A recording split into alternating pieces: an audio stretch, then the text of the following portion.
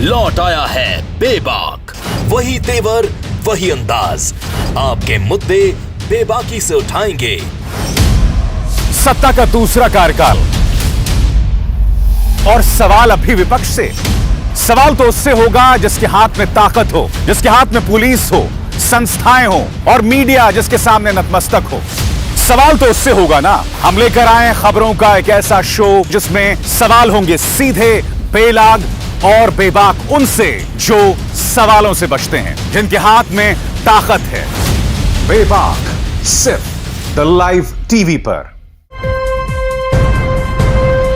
Live TV, सच सबसे आगे।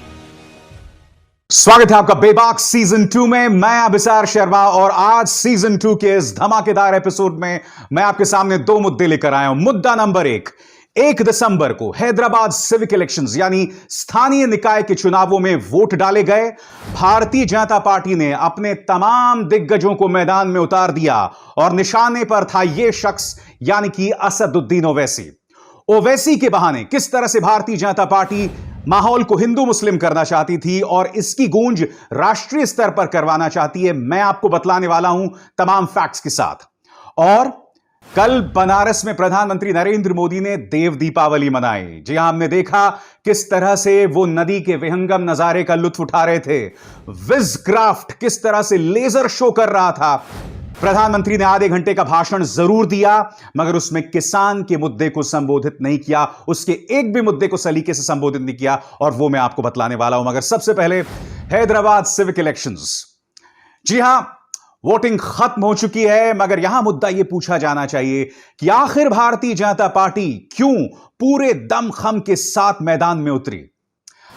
क्या निशाने पर यह शख्स यानी ओवैसी थे और उसके जरिए वो क्या हासिल करना चाहती थी, यह मैं आपको आगे बताऊंगा। मगर सबसे पहले मैं भारतीय जनता पार्टी के तमाम नेताओं की बात करना चाहूंगा, उनके दावों की बात करना चाहूंगा और उन दावों की पड़ताल होगी। सबसे पहले बात करेंगे गृह मंत्री अमित शाह की। अमित शाह साहब ने कहा कि हम हैदराबाद को आईटी हब बना देंगे यानी कि सूचना प्रौद्योगिकी का केंद्र। तो अमित जी, हैदराबाद तो पहले से ही आईटी हब था, अब इसके अलावा आप क्या बनाना चाहते हैं?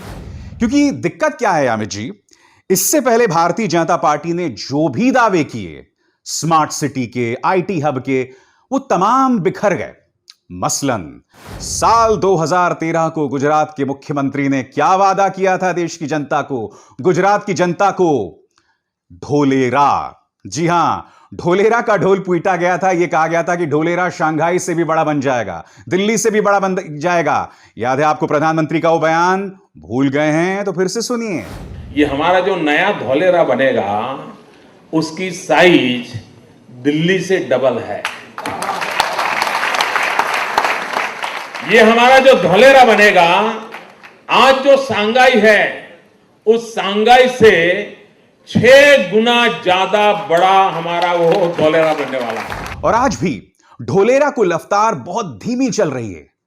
चलिए, मैं जानता हूं वो कछुए और खरगोश की कहानी है जिसमें slow and steady wins the race, यानी कि धीमी गति से आप चलते जाएं, आप फिर भी रेस जीत सकते हैं।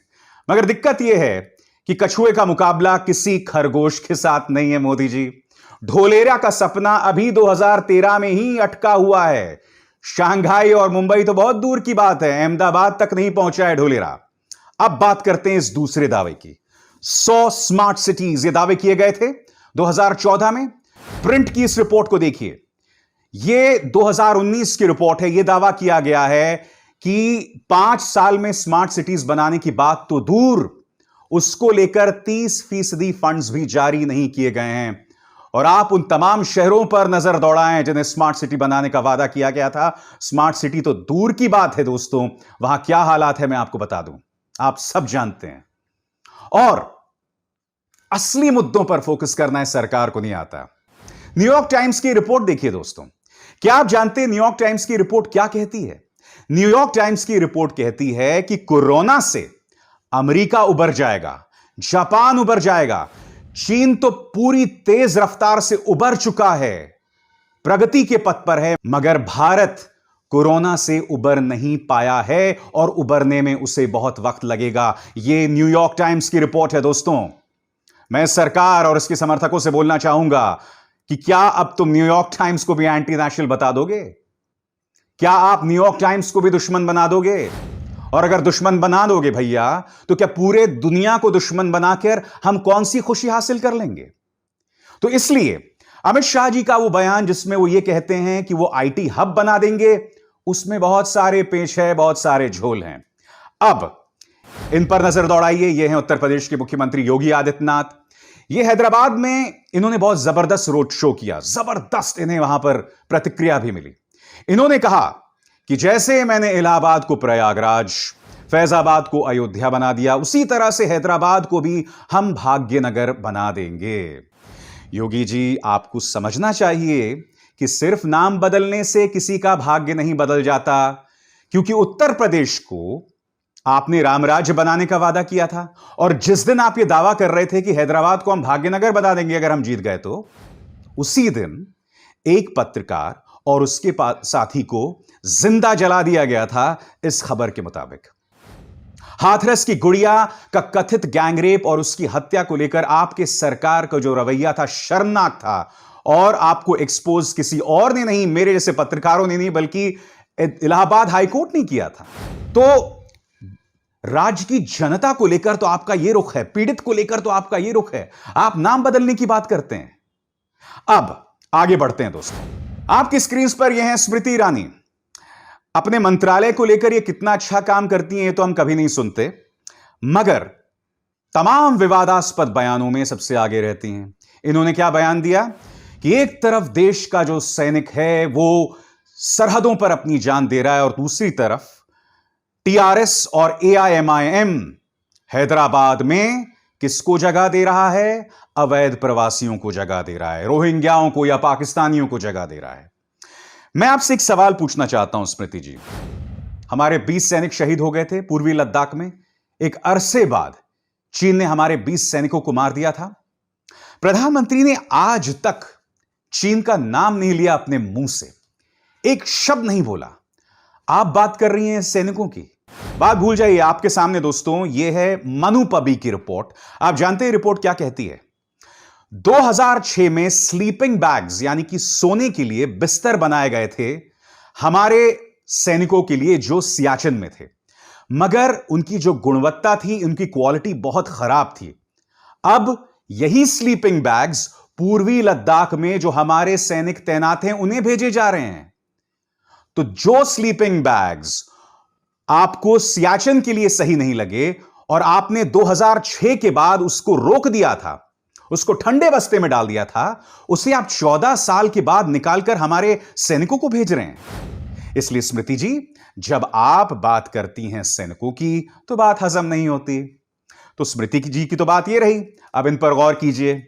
यह है डाइट कोक, मेरा मतलब तेजस्वी सूर्या, सांसद तेजस्वी सूर्या, क्योंकि बड़े लोग कोक हुए तो ये तो डाइट कोक हुए ना। तेजस्वी सूर्या को याद आई जिन्ना की, असदुद्दीन ओवैसी को इन्होंने जिन्ना बता दिया। पहले सुनिए बोल क्या रहे हैं, फिर हम इसकी चर्चा करते हैं। Who is Owaisi?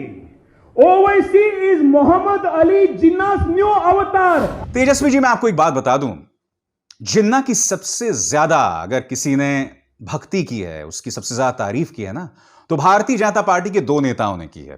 सबसे पहले मैं आपको बता दूं कि माननीय लालकृष्ण आडवाणी, पूर्व डेप्यूटी प्राइम मिनिस्टर, गृह मंत्री, वो गए थे पाकिस्तान और वहां पर उन्होंने जिन्ना की तारीफों के एक तरह से पुल बांध दिए थे। बात यहां नहीं रुकी। आपकी स्क्रीन पर Jaswant Singh, former finance minister, former defence minister, Jaswant Singh ji ने बाकायदा जिन्ना के ऊपर एक पूरी किताब लिख डाली थी। और मैं कहता हूं इसमें कोई गलत बात नहीं है, क्योंकि देखिए आपकी विचारधारा से अगर कोई नहीं मिलता तो आप उसकी तारीफ कर सकते हैं, आप उसकी व्याख्या कर सकते हैं, मगर यह भारतीय जनता पार्टी की सोच है कि जो भी आपसे इत्तेफाक नहीं रखता आप उसे एंटी नेशनल बता देते हैं, उसे जिन्ना बता देते हैं। और बात यहां नहीं रुकती, इन पर गौर कीजिए। ये आपके सांसद हैं, तेलंगाना यूनिट के हेड भी हैं, बंदी संजय। इन्होंने ओल्ड हैदराबाद में सर्जिकल स्ट्राइक की बात कर डाली। ना आपको हमारे सैनिकों की परवाह है, आपने सर्जिकल स्ट्राइक को लेकर मजाक बना दिया है। आप ओल्ड हैदराबाद में सर्जिकल स्ट्राइक की बात कर रहे हैं, यह कह रहे हैं कि वहां जो रोहिंग्या बसे हैं, पाकिस्तानी बसे हैं, उन्हें खदेड़ने के लिए। क्या आपको शर्म नहीं आती सांसद महोदय इस तरह का बयान देने से?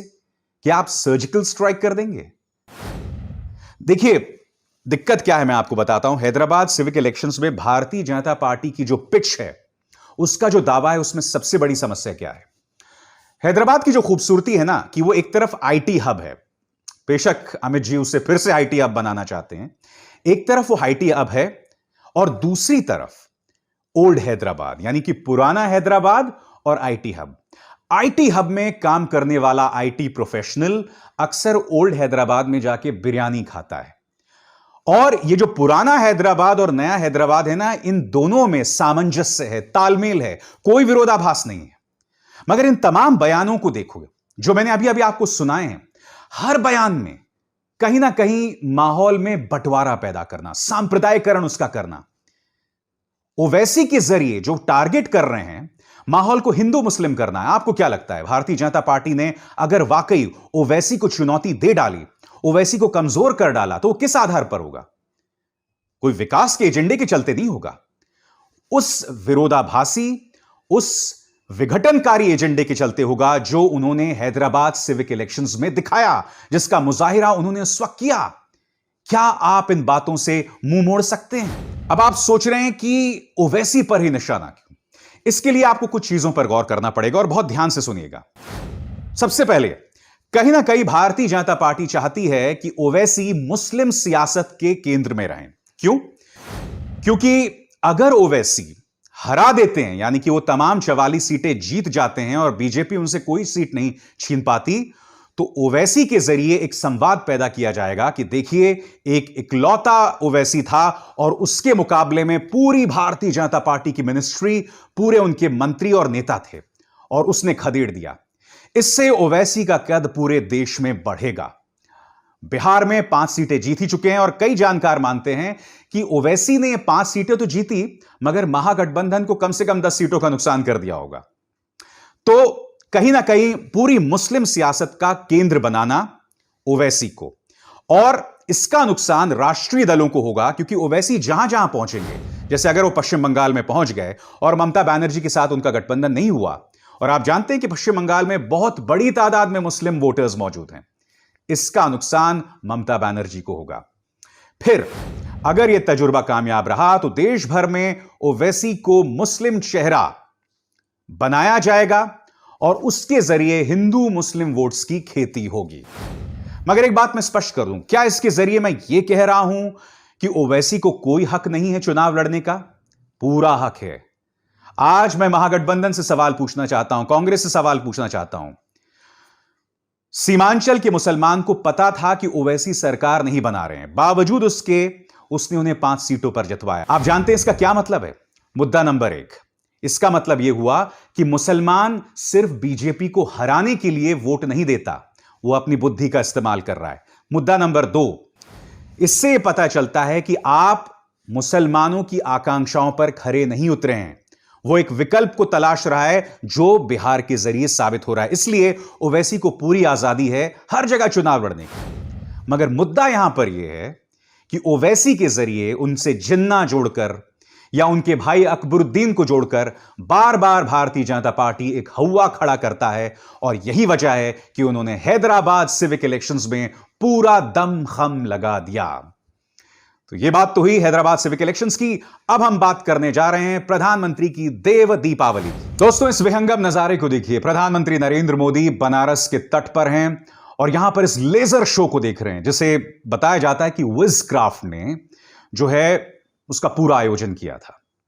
मगर अगर आप इसी नजारे को किसानों की समस्याओं से जोड़ के देखें तो इसके मायने बदल जाते हैं। एक तरफ प्रधानमंत्री इस नजारे का लुत्फ उठा रहे हैं, मगर दूसरी तरफ बुजुर्ग किसान को पुलिस लाठियों से भांजती है, उस पर अश्रु गैस के गोले छोड़ती है, उस पर इस कपकपाती ठंड में वाटर कैनन्स के जरिए हमला करती है। कल प्रधानमंत्री ने कम से कम इस मुद्दे को आधे घंटे में संबोधित किया। आप जानते हैं, मैं बहुत हताश हुआ हूं प्रधानमंत्री के भाषण से। एक एक करके मैं आपको बताऊंगा, और मैं आपको यह भी बताऊंगा अपने 5 या 6 सवालों के जरिए कि किस तरह से प्रधानमंत्री ने मुद्दों को संबोधित तक नहीं किया। सबसे पहले उनका यह बयान सुनिए। इस बयान के जरिए प्रधानमंत्री कहीं ना कहीं यह साबित करने की कोशिश कर रहे हैं कि किसान की अपनी अकल ही नहीं होती। वो या तो किसी पार्टी का पिछलग्गू बन जाएगा या पिट्ठू बन जाएगा।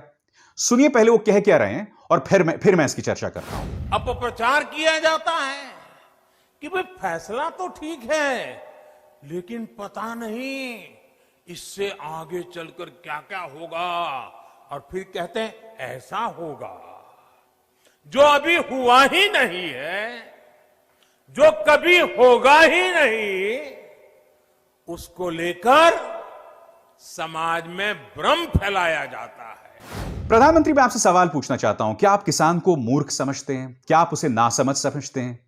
क्या आप उसे सिर्फ एक पार्टी विशेष के साथ जोड़ के देख रहे हैं? वो जो हजारों में किसान दिल्ली की तरफ चलकर आ रहा है, क्या सिर्फ वो कांग्रेसी है? क्योंकि यह ना भूलें कि अकाली दल भी आपसे खुश नहीं है।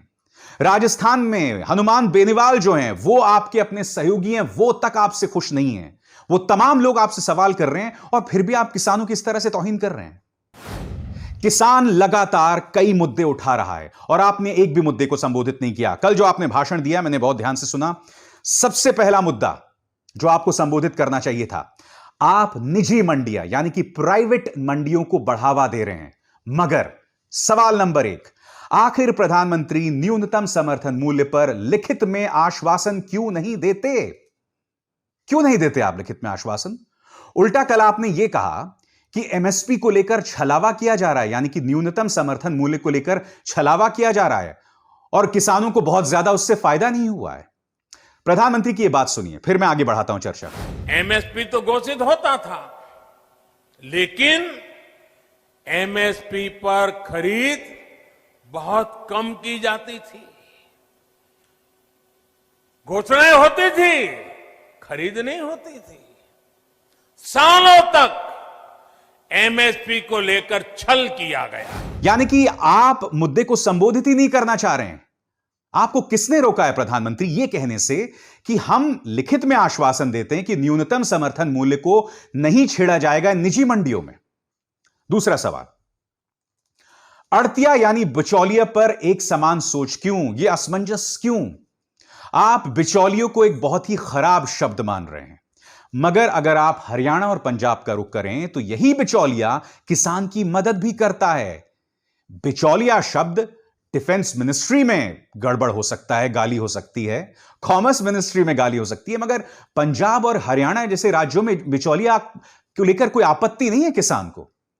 इसलिए आपका यह तर्क धराशायी हो जाता है। प्रधानमंत्री नरेंद्र मोदी से तीसरा सवाल, निजी मंडियों को आप बढ़ावा दे रहे हैं मगर किसान को सुरक्षा आखिर क्यों नहीं दे रहे हैं? दिक्कत क्या है? प्रधानमंत्री ने यह कहा कि हम किसानों को कई कानूनी विकल्प देने वाले हैं। क्या कहा, पहले आप ये सुनिए। नए विकल्प देने से ही हमारे कृषि क्षेत्र का कायाकल्प हो सकता है। सरकार की तरफ से प्रकल्प, किसान के लिए विकल्प, और दोनों साथ साथ चले तभी देश का कायाकल्प होता है। मगर आप जानते किसान की क्या मांग है? किसान यह कह रहा है कि निजी मंडी के अंदर अगर उसका कोई विवाद व्यापारियों के साथ हुआ तो उसके पास अदालत जाने का विकल्प नहीं है। वो अदालत नहीं जा सकता। वो कहां जाएगा? एसडीएम के पास जाएगा। एसडीएम जो है अपनी एक समिति बना देगी। समिति में कौन लोग बैठेंगे? उस सरकार के समर्थक। क्या आपको लगता है उस सरकार के समर्थक जो उस व्यापारी को उस मंडी में लेकर आए हैं, उस व्यापारी के खिलाफ फैसला करेंगे? तो मैं आपसे पूछना चाहता हूं प्रधानमंत्री कि निजी मंडियों के अंदर जो किसान को असुरक्षा है उसको लेकर आप कोई बयान क्यों नहीं दे रहे हैं, उसे संबोधित क्यों नहीं कर रहे हैं? इसी से जुड़ा है हमारा चौथा सवाल, एक देश एक मंडी पर देश को गुमराह क्यों किया जा रहा है? क्या आप जानते हैं कि नवंबर 1976 में हाईकोर्ट का एक फैसला आया था जिसमें यह कहा गया था कि किसी भी देश में कहीं पर भी कोई किसान बसा है वो देश के किसी भी हिस्से में अपनी फसल बेच सकता है। यह उस वक्त का बयान है, 1976 का। तो अब आप यूं क्यों कह रहे हैं कि हमारी वजह से देश जो है एक देश एक मंडी बन गया है? ऐसा कुछ नहीं है। उल्टा आप देखिए आपके स्क्रीन पर आपके मुख्यमंत्री मनोहर लाल खट्टर का यह बयान। इस बयान में वो ये कह रहे हैं कि राजस्थान का किसान सस्ते दामों में बाजरा हरियाणा में बेच रहा है। हम राजस्थान के किसान को बाजरा नहीं बेचने देंगे, ये कोई और नहीं बल्कि आपके अपने मुख्यमंत्री बोल रहे हैं। तो मैं आपसे सवाल पूछना चाहता हूं, कहां गया एक देश एक मंडी? आपके अपने मुख्यमंत्री एक देश एक मंडी की बखिया उधेड़ रहे हैं। इसके बाद का सवाल, आप एक कानून लेकर आए मगर उस किसान से संवाद तक नहीं किया। आखिर क्यों मोदी जी? क्योंकि किसान इस मुद्दे में स्टेक होल्डर है और उस स्टेक होल्डर के साथ आपने बिल्कुल भी संवाद नहीं किया। और इसके बाद है मेरा आखिरी सवाल कि किसान को बदनाम करने पर बीजेपी का प्रचार तंत्र आखिर क्यों आमादा है? प्रधानमंत्री, आपने कल कहा कि मीडिया के जरिए इस नए बिल की जो खासियत है पूरे देश की जनता को पता चलेगी।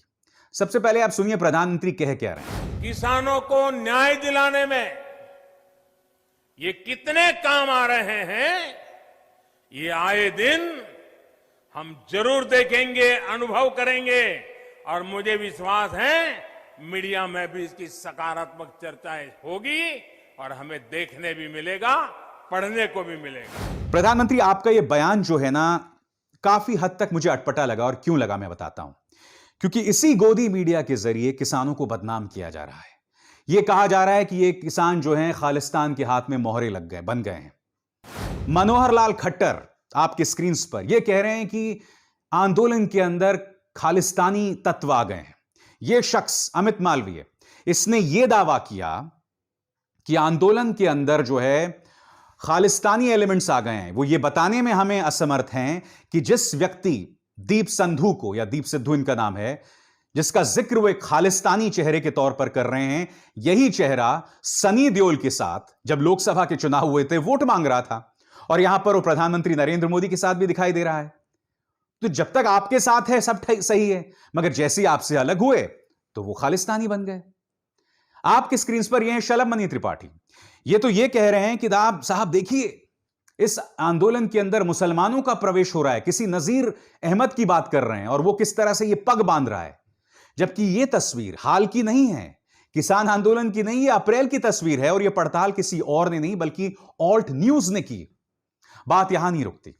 टाइम्स ऑफ इंडिया की खबर देखिए और उसके पत्रकार का ये शरारती ट्वीट देखिए। गाजीपुर में किसानों को बिरयानी, वेजिटेबल बिरयानी बट रही थी, तो इन्होंने इसको भी शाहीन बाग से जोड़ दिया कि देखिए बिरयानी बट रही है। और बिरयानी को मुसलमान से जोड़ना बहुत आसान है। सबसे पहले तो मैं बता दूं मित्रों कि वेजिटेबल बिरयानी नाम की कोई चीज नहीं होती, उससे हम तहरी बोलते हैं, ठीक है। और उससे भी बड़ी बात, कृपया खाने को धर्म के साथ ना जोड़ें। जितनी बिरयानी मुसलमान खाता है उससे कई ज्यादा हिंदू खाते हैं, तो कृपया इस जो ओछी सोच से बचें और इस मुद्दे से अपना ध्यान हटाएं। तो प्रधानमंत्री, काश आप इन तमाम मुद्दों को संबोधित करते जो आज मैंने आपके सामने रखे। तो बेबाक सीजन 2 के इस धमाकेदार एपिसोड में बस इतना ही। मैं चाहूंगा कि आप इस एपिसोड को ज्यादा से ज्यादा लोगों तक शेयर करें। आप व्हाट्सएप और एसएमएस के जरिए कम से कम अपने 5 से 10 कॉन्टैक्ट्स के साथ इस कार्यक्रम को साझा करें। बेबाक में मैं फिर लौटूंगा। नमस्कार। लाइव टीवी, सच सबसे आगे।